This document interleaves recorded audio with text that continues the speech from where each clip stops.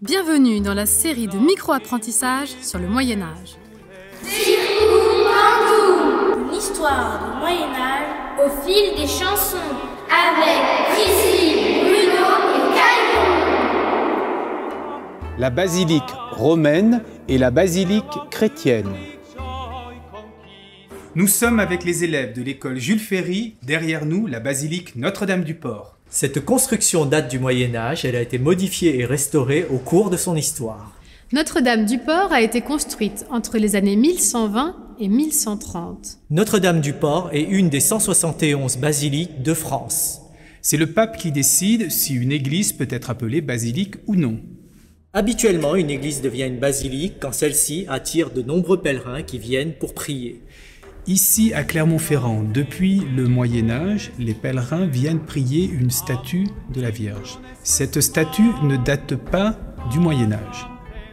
De la statue du Moyen-Âge, il nous reste un dessin qui est conservé à la bibliothèque de Clermont-Ferrand. Quand on parle du Moyen-Âge, on parle d'une période de l'histoire qui dure environ 1000 ans.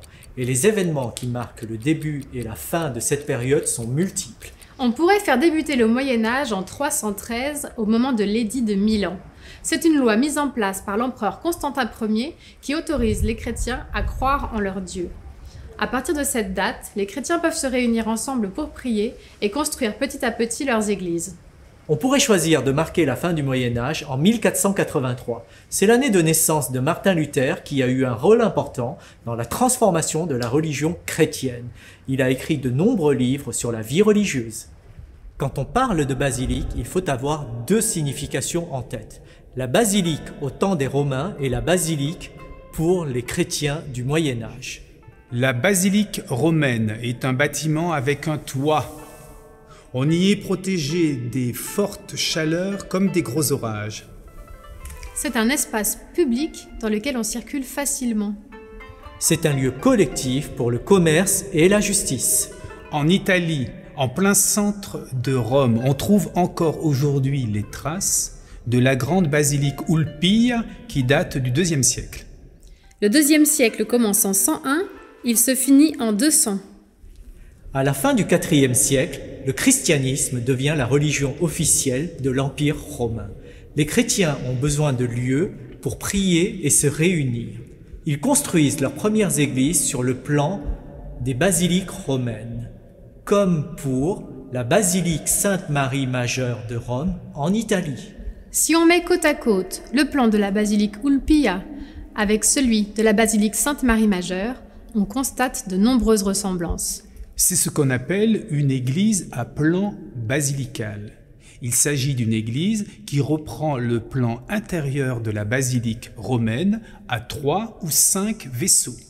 Un vaisseau est l'espace intérieur d'un bâtiment, un espace allongé et haut, élevé. Dans le cas d'une église, on parle moins souvent de vaisseau, mais plutôt de nef.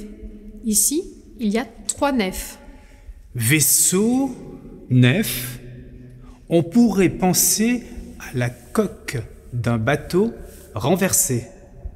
C'est un air de Payroll d'Auvergne que nous allons chanter aujourd'hui.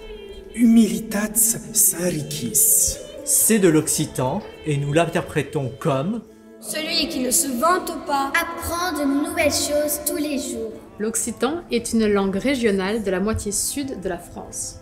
Il est né vers 1160. C'est un troubadour, c'est-à-dire un poète, chanteur et musicien du Moyen-Âge. L'église Notre-Dame-du-Port existait déjà à l'époque de notre troubadour Payroll d'Auvergne. Il a peut-être eu l'occasion de s'y promener, voire d'y chanter.